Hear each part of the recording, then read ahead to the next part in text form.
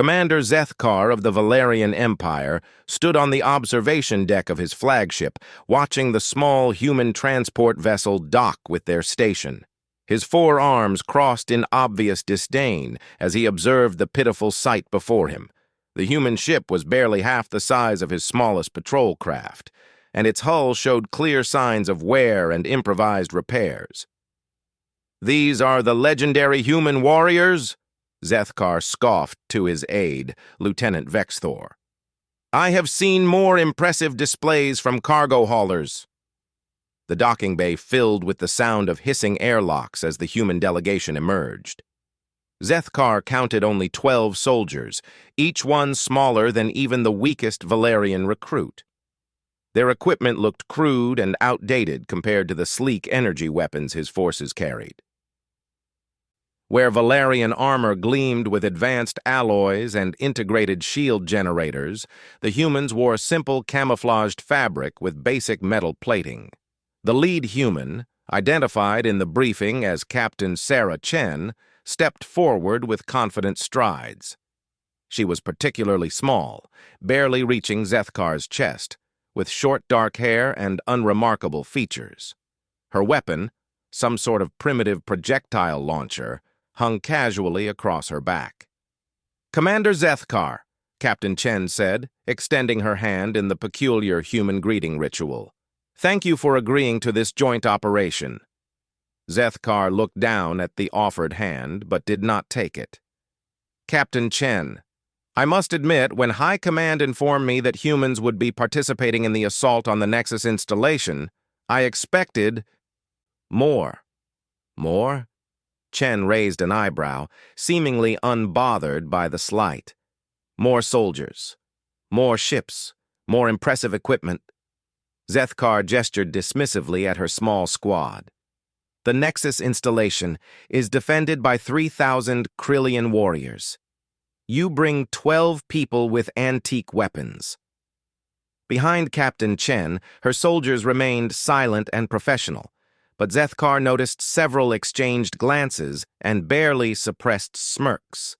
He found their apparent amusement irritating. "With respect, Commander," Chen replied calmly, "we've reviewed the mission parameters. 12 is sufficient." Zethkar's mandibles clicked in what his species considered laughter. "Sufficient? Captain, each Krillian warrior stands 8 feet tall and possesses natural armor plating. Their claws can slice through standard battle plating. They are bred for war from birth." "So we've heard," Chen nodded. "Should we proceed to the briefing room?" As they walked through the corridors of the Valerian flagship, Zethkar continued his assessment of the human delegation. Their leader showed no signs of intimidation despite being surrounded by beings twice her size. Her soldiers moved with a casual alertness that he supposed some might mistake for competence, but which he recognized as the false confidence of the inexperienced. The briefing room holographic display showed the target, a massive installation built into an asteroid, bristling with defensive weapons and shield generators.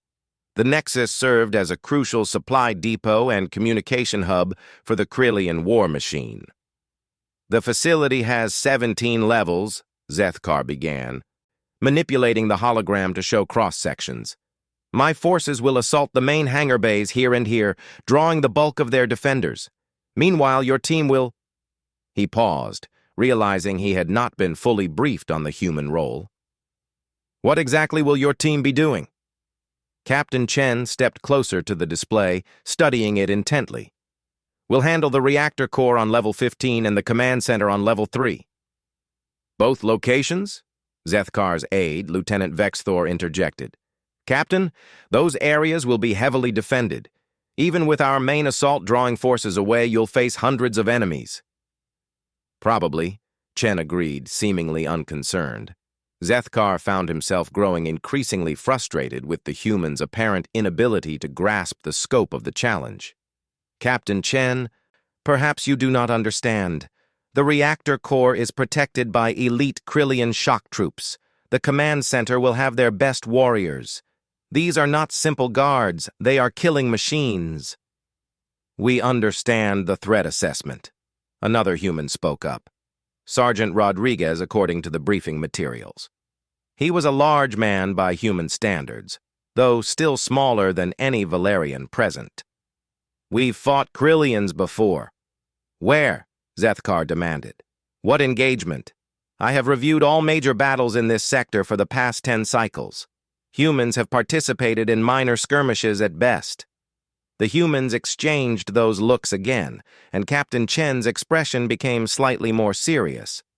Commander, we appreciate your concern for our welfare, but I assure you, we're prepared for this mission. Zethkar's frustration reached a peak. These humans seemed determined to throw their lives away through sheer stubborn pride. Very well.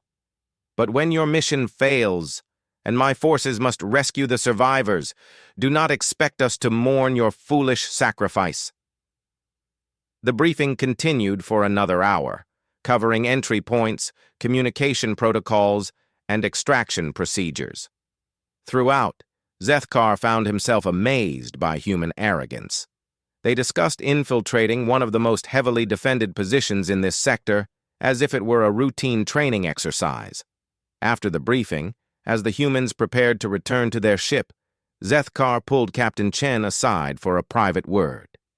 Captain, I served with human forces during the outer colony disputes, he said quietly. Your people are brave. I will grant that. But bravery without wisdom is simply suicide with better intentions. Chen regarded him thoughtfully. Commander, may I ask you something? Speak. In those outer colony disputes, what role did the humans play? Zethkar waved a dismissive hand. Support roles, technical assistance, nothing involving serious combat. I see. Chen nodded slowly. Commander, what do you know about Earth military history? Very little. Why would I study the warfare of a backwater world? Because, Chen said with a slight smile, you might learn something useful. With that cryptic comment, she turned and led her team back to their ship. Zethkar watched them go, more convinced than ever that he was about to witness a tragedy of epic proportions. Back on the bridge, Lieutenant Vexthor approached him with a datapad. Sir, I took the liberty of researching human military engagements. There are some interesting discrepancies in the official reports. What kind of discrepancies? Well, sir, the humans claim participation in several battles where our records show different outcomes than what actually occurred, and there are some battles listed in their files that don't appear in our databases at all. Zethkar frowned. Clerical errors, most likely, or human exaggeration of their minor contributions. Perhaps, sir, but there's something else. Vexthor hesitated. I found references to something called Operation Headhunter. In classified Krillian communications we intercepted last month, the reports mention significant losses to unknown human assets during raids on 3 separate installations. Impossible. High Command would have informed us of any major human military actions. Yes, sir. That's what I thought as well. As the human ship undocked and moved into formation with the Valerian fleet, Zethkar found himself troubled by doubts he couldn't quite articulate. The humans were clearly outmatched and undermanned for the coming assault. Their equipment was primitive, their numbers laughably small. Logic dictated that they would be slaughtered within minutes of encountering serious resistance. Yet something about Captain Chen's quiet confidence nagged at him. She had shown no fear, no hesitation, no sign that she considered the mission anything other than routine. Either she was an exceptional actress, or... Sir, the communications officer interrupted his thoughts. Message from High Command. We are cleared to begin the assault in 6 hours. Acknowledged. Signal the fleet to begin final preparations. As his crew bustled about their duties, Zethkar returned to the observation deck to watch the small human ship moving into its assigned position. He had fought in dozens of battles over his long military career, and he had learned to trust his instincts about combat. Those instincts told him that something about this situation was not as it appeared. The humans were either about to demonstrate incredible courage in the face of certain death, or he was missing something fundamental about their capabilities. Either way, in 6 hours he would have his answer. Looking out at the stars ahead where the Nexus installation waited in the darkness, Zethkar silently hoped that whatever the humans were planning, it would be quick. He had seen the first phase of the assault proceeded exactly as Zethkar had planned. His cruisers emerged from hyperspace in perfect formation, immediately engaging the Nexus installation's outer defenses. Plasma cannons lit up the void as shields flared and deflected incoming fire. The Krillian response was swift and brutal. Wave after wave of fighters poured from the installation's launch bays. "Enemy fighters launching from sectors 7 through 12, reported his tactical officer. Estimated 400 craft and climbing. Zethkar nodded grimly. "Launch our fighters. Begin bombardment of the defensive towers." The space around the installation erupted into chaos as hundreds of craft engaged in deadly combat. Zethkar's attention, however, kept drifting to the small human transport that hung back from the main battle, seemingly waiting for something. "Sir," Lieutenant Vexthor approached with a puzzled expression, "the humans are requesting permission to begin their insertion." "Already? The outer defenses are still operational. Their ship will be destroyed before they reach the installation." "That's what I told them, sir. Captain Chen said, and I quote, 'Don't worry about us, just keep them busy.'" Through the observation deck's massive viewport, Zethkar watched in disbelief as the human transport suddenly accelerated toward the installation.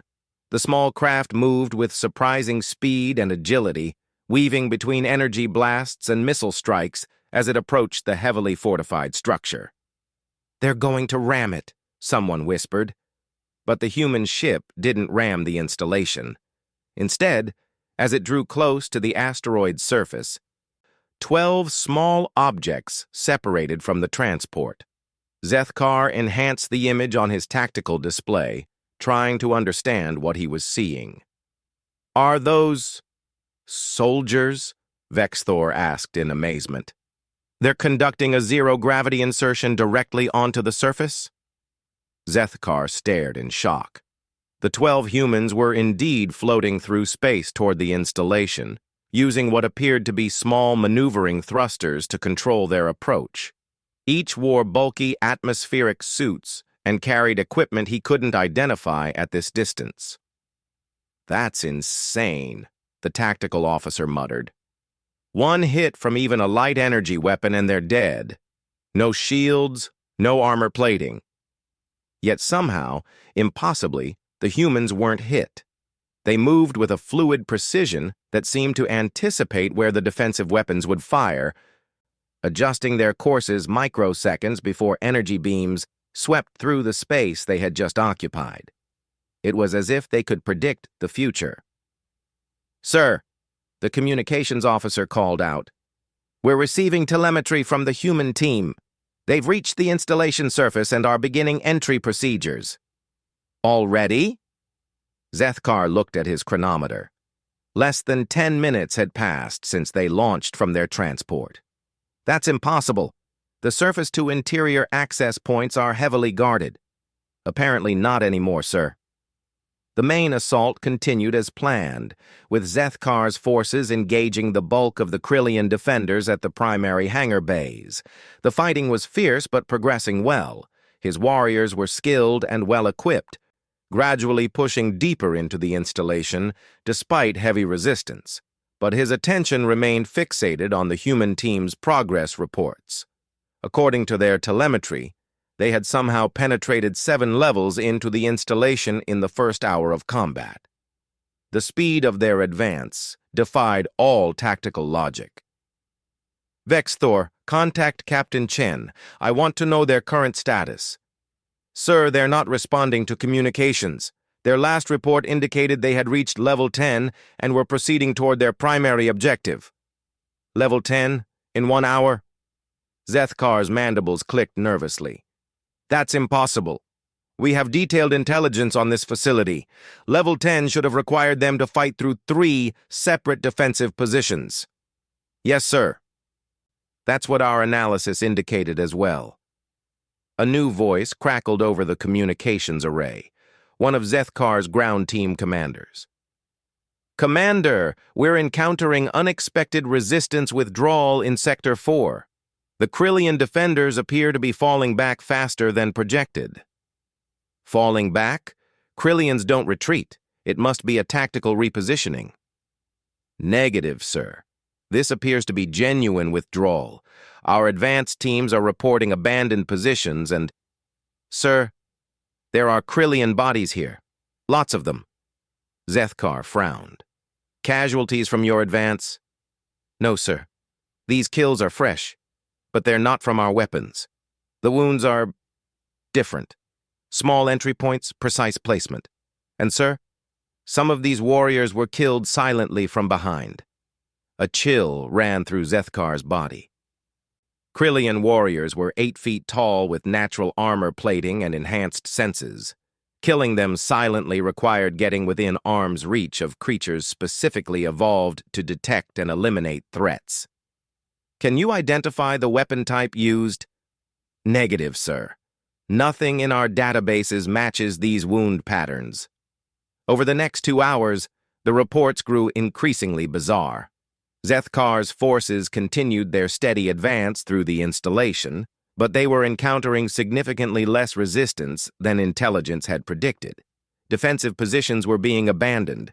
Krillian patrol groups were failing to check in with their command structure.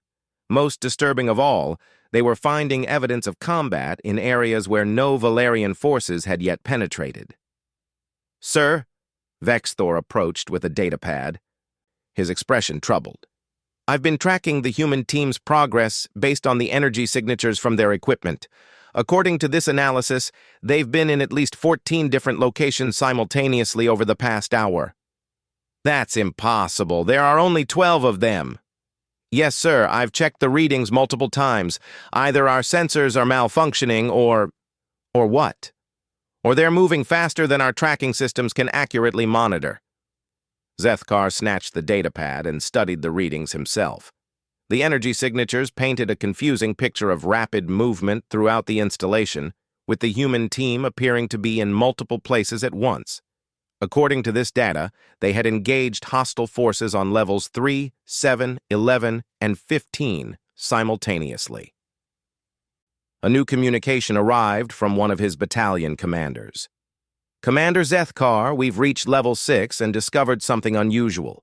We found a Krillian command post that was apparently taken by unknown forces approximately 90 minutes ago. Casualties? 23 Krillian warriors, sir, all killed with precision strikes. No signs of struggle. The communications equipment was systematically destroyed, but surgical precision was used. Only the essential components were damaged, suggesting intimate knowledge of Krillian technology. Any signs of who was responsible? Nothing definitive, sir, but we found this. The image that came through on Zethkar's display showed a small metal object embedded in the wall near the command post. He enhanced the image, trying to identify the artifact. It appears to be some kind of projectile, sir. Very small, very fast. It penetrated 6 inches of reinforced metal plating. Zethkar stared at the image, a terrible understanding beginning to form in his mind. The humans carried projectile weapons, primitive ballistic firearms that fired small metal bullets, but no conventional projectile weapon should be capable of the damage shown in the image. Sir, the communications officer called out urgently, we're receiving a priority transmission from the human team. Captain Chen's voice came through clearly, though there were sounds of combat in the background. Commander Zethkar, this is Chen. We've secured the reactor core and are proceeding to the command center. Estimate completion of objectives in 30 minutes. Secured the reactor core? Zethkar could barely believe what he was hearing. Captain, that position was defended by elite shock troops. Was is the correct tense, Commander.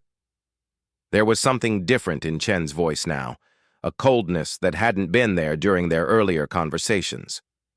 The path to the command center is clear. Your forces can begin advancing to level 12 at will. How many defenders did you encounter at the reactor core? 47. Zethkar waited for her to elaborate, but the communication fell silent. Finally, he asked, "And their current status?" "Neutralized." The single word sent a chill through the bridge. 47 elite Krillian shock troops, creatures bred and trained for combat from birth, had been neutralized by 12 humans with primitive weapons. "Captain," Zethkar said slowly, "how many casualties has your team sustained?" "None." The bridge fell silent. Even the routine sounds of combat coordination seemed muted as everyone processed what they had just heard. 12 humans had penetrated to the heart of one of the most heavily defended installations in the sector, eliminated dozens of elite enemies, and suffered no losses. "That's," Vexthor began, then trailed off. "Impossible," Zethkar finished. "That's what I was thinking as well." Another report arrived from his ground forces. "Commander, we've reached level 8 and found more evidence of the unknown combatants. Sir, the Krillians here weren't just killed. They were hunted.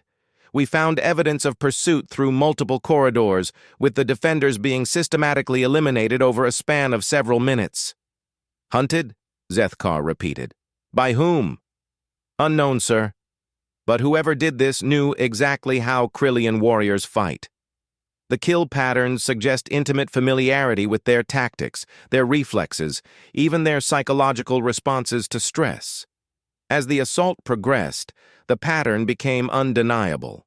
The human team was moving through the installation like a plague, eliminating resistance with surgical precision and terrifying efficiency. They appeared to know exactly where to go, what to target, and how to kill enemies that should have been far superior to them in every measurable way. "Sir," the tactical officer announced, "our forces have successfully secured levels 1 through 9. Resistance has been lighter than projected across all sectors." "And the human team?" "According to their last transmission, they've reached the command center and are beginning final assault protocols." Zethkar found himself staring at the tactical display, trying to comprehend what he was witnessing. In 6 hours of combat, his entire military force had managed to secure 9 levels of the installation through conventional assault tactics. The 12 humans had somehow penetrated to the most heavily defended areas, eliminated hundreds of enemies, and were now preparing to take the primary objective. "Commander," Vexthor said quietly, "I think we need to reconsider our assumptions about human military capabilities." Before Zethkar could respond, Captain Chen's voice came through the communications array one final time. "Commander, this is Chen. Primary objectives complete. The installation is yours. We'll be extracting via the command center in 15 minutes. "All objectives? Already?" "Confirmed. The Nexus installation is effectively neutralized. You might want to begin coordination for occupation forces." As the communication ended, Zethkar stood in stunned silence. Everything he thought he knew about warfare, about tactics, about the relative capabilities of different species had been shattered in the span of 6 hours. The humans had done more than survive their impossible mission. They had accomplished it with an ease that bordered on the supernatural. And somewhere in the depths of the installation, 12 small beings with primitive weapons had just taught the Valerian Empire a lesson about the true nature of war. The final phase was about to begin, and Commander Zethkar stood in the command center of the Nexus installation, surrounded by the evidence of something he was still struggling to comprehend. The massive chamber, which intelligence reports had indicated would require a full brigade to capture, showed signs of a battle that had lasted perhaps 10 minutes. 43 Krillian elite warriors lay dead throughout the room, each killed with precise, efficient strikes. The massive blast doors that should have taken heavy explosives to breach had been opened from the inside. The central command console had been systematically destroyed, but only the essential components, Someone with intimate knowledge of Krillian technology had known exactly what to target. "Sir," Lieutenant Vexthor approached cautiously, "the human team is requesting permission to depart. They're waiting in the main hangar." Zethkar nodded absently, still studying the scene around him. "In a moment. First, I want to understand what happened here." His forensics team had been working for 2 hours, trying to piece together the sequence of events. The story they were uncovering defied every tactical manual in the Valerian military database. "Commander," the lead investigator reported, "we've completed our analysis. The assault on this position lasted approximately 8 minutes from breach to completion." 8 minutes? For a position this heavily defended? "Yes, sir." The attackers entered through a ventilation shaft that should have been impossible for beings of human size to navigate. They moved through the facility's maintenance systems for approximately 40 minutes before emerging directly behind the primary defensive positions. Zethkar examined the tactical display showing the attackers' presumed route. They crawled through maintenance shafts for 40 minutes in full combat gear? That appears to be correct, sir, but that's not the most unusual aspect of the assault. Continue. The humans appear to have split into teams of 2, attacking 6 separate positions simultaneously. Each team moved with perfect coordination, despite having no apparent means of communication once they entered the installation's shielded areas. Perfect coordination? How perfect? The investigator hesitated. "Sir, the timing of their attacks was synchronized to the nanosecond. 6 separate battles in different parts of the facility, all beginning and ending at precisely the same moments. It's as if they shared a single mind." Zethkar felt a chill that had nothing to do with the installation's environmental systems. "What else?" "The kill patterns, sir. Each human team eliminated their targets using completely different methods, but all were optimized for the specific tactical situation they faced. Team Alpha used stealth and precision strikes. Team Beta employed what appears to have been psychological warfare. Team Charlie used rapid assault tactics that overwhelmed their opponents before they could respond. And the weapons? That's perhaps the most puzzling aspect. Sir, the investigator called up a detailed analysis on his portable display. The humans carried what appeared to be primitive projectile weapons. However, our ballistics analysis indicates that these primitive weapons were firing projectiles at velocities that should be impossible with conventional propellants. Zethkar studied the data, his understanding of reality continuing to crumble. "What kind of velocities?" "Conservative estimates suggest muzzle velocities in excess of 3,000 meters per second, sir. For comparison, our standard energy weapons achieve the equivalent kinetic impact of approximately 2,000 meters per second." "That's impossible. The materials, science alone?" "Yes, sir. According to our understanding of metallurgy and chemistry, weapons capable of those velocities should weigh several times what the humans were carrying." A new report arrived from the lower levels. "Commander, we've completed our sweep of the reactor core. The damage assessment is unusual." "Define unusual." "Sir, the humans didn't just neutralize the defenders. They systematically modified the reactor core's output systems. It appears they've turned the entire installation into a massive sensor array." Zethkar blinked in confusion.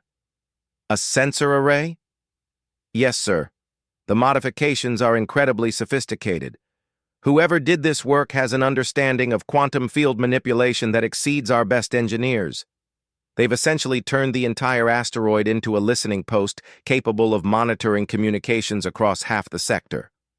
"Why would they do that?" "Unknown, sir.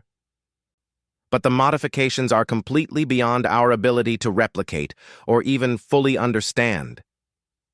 As Zethkar processed this information, Captain Chen's voice came through his personal communicator. "Commander, we're ready to depart when you are. I believe you wanted to speak with me before we left?" "Yes, Captain. I'll be there shortly." The main hangar of the Nexus installation had been converted into a temporary command post for the occupation forces. Human equipment was stacked neatly in one corner, gear that looked no more impressive now than it had 12 hours ago, despite having accomplished the impossible. Captain Chen stood with her team near their transport, still wearing the same simple armor and carrying the same primitive-looking weapons. She looked exactly as unremarkable as she had during their first meeting, which somehow made everything that had happened even more unsettling. "Captain Chen," Zethkar began, then paused, unsure how to phrase his questions. "I need to understand what happened here today." "We completed our mission objectives," Chen replied simply. "The installation is secure, the command structure is neutralized, and the reactor has been repurposed for intelligence gathering."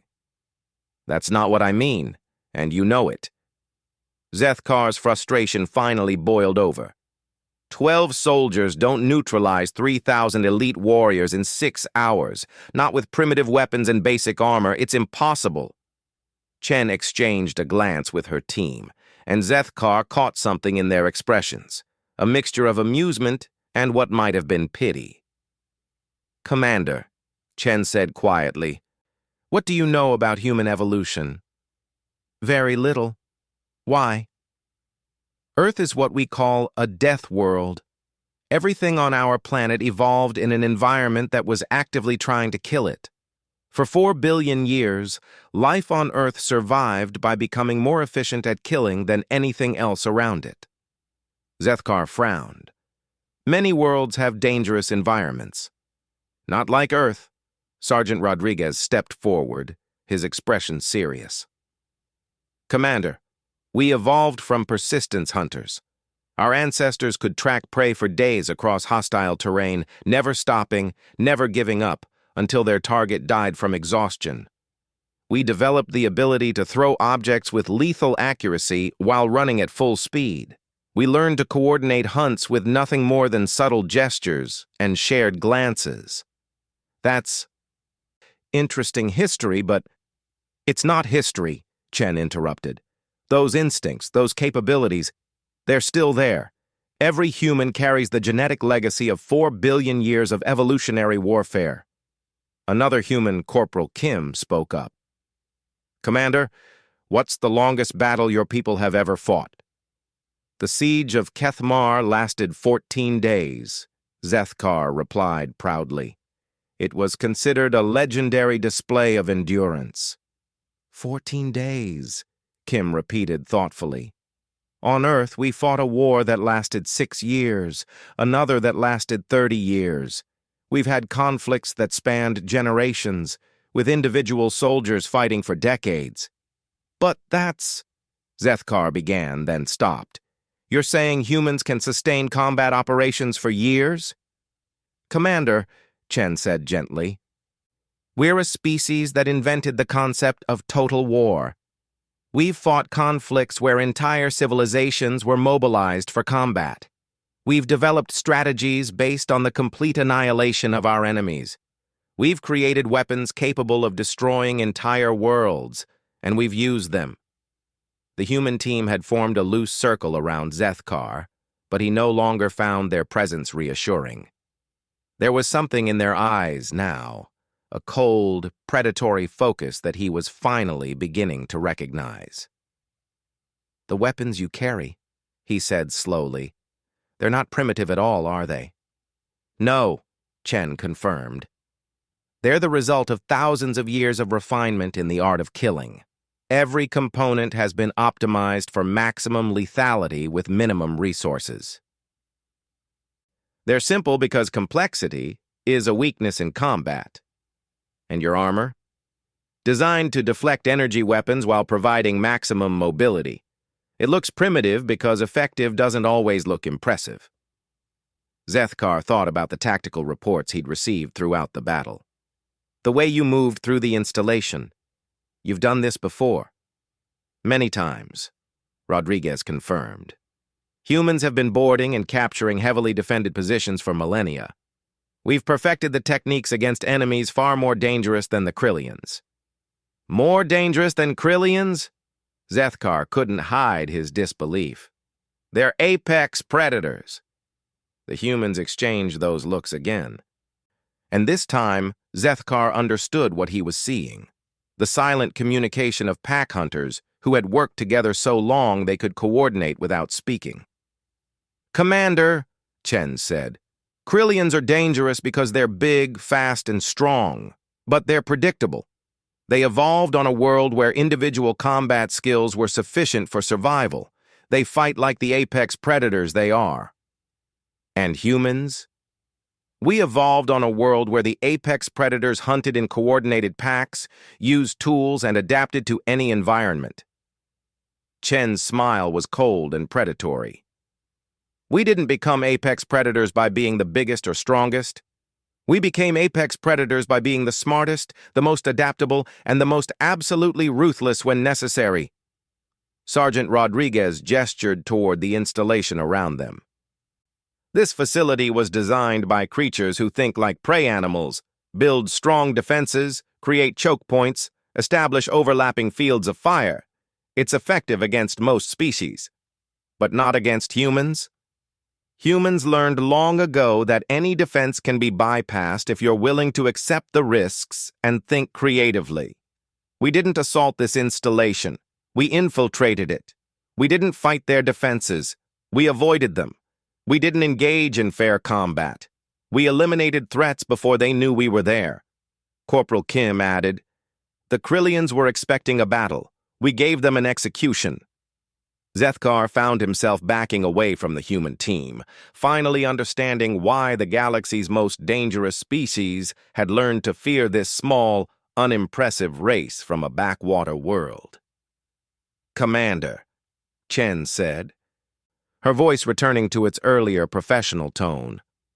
"You asked why we brought only 12 soldiers. The truth is, we brought more than we needed. Any one of us could have completed this mission alone. We brought a full team because we wanted to be absolutely certain of success. One soldier against 3,000 Krillians? Commander, humans have a saying, violence is not the answer. Violence is the question, and the answer is yes. When we decide that something needs to die, it dies. Numbers become irrelevant." As the human team boarded their transport, Zethkar stood in stunned silence. Everything he thought he knew about warfare had been wrong. The humans weren't brave soldiers making a desperate assault against impossible odds. They were apex predators conducting a routine hunt. "Commander," Chen called out from the transport's boarding ramp, "there's something else you should know. The modifications we made to the reactor, they're not just for intelligence gathering. If necessary, we can detonate this entire installation remotely. Consider it a gift. Insurance against the Krillians ever retaking this position." The transport sealed and launched, leaving Zethkar alone with his thoughts and the growing realization that the Valerian Empire had just witnessed something unprecedented. They hadn't fought alongside human soldiers. They had watched human predators work.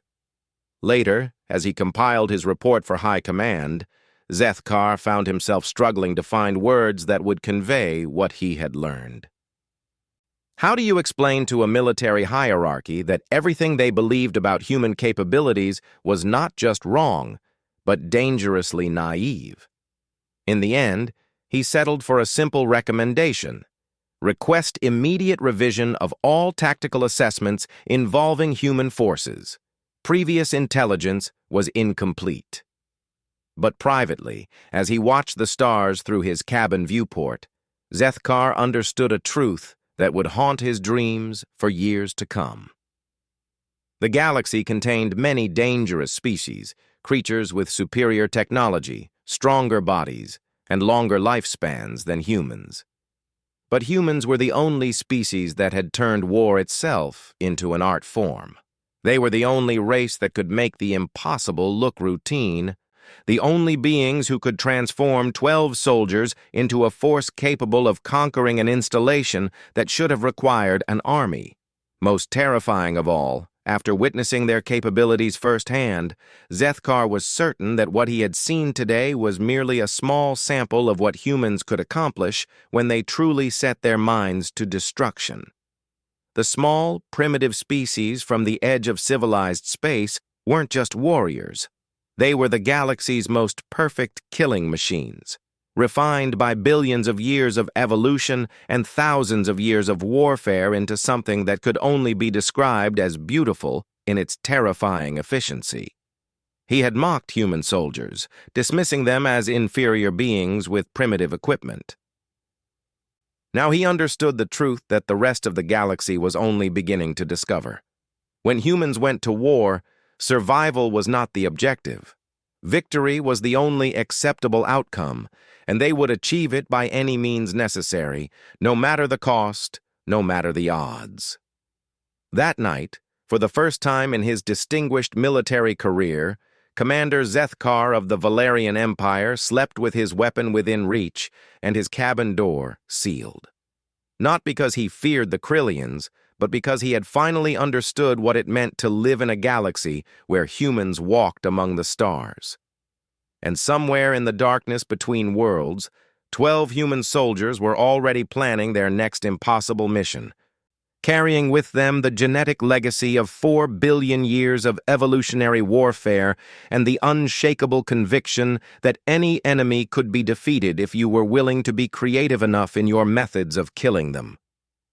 Carr had the disturbing feeling that he was about to learn exactly why the galaxy's most dangerous predators had learned to fear a species that came from a small blue world on the edge of civilized space.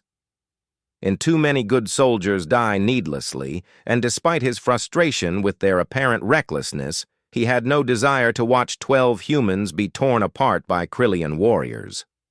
The countdown to assault began, and across the fleet, warriors of 2 very different species prepared for battle. In 6 hours, assumptions would be tested, myths would be shattered, and Zethkar would learn that there were more ways to wage war than he had ever imagined. The stage was set for a lesson in human warfare that would change everything he thought he knew about the small, stubborn species that had somehow carved out a place among the stars, despite their obvious limitations. Time would tell which species truly understood the nature of battle.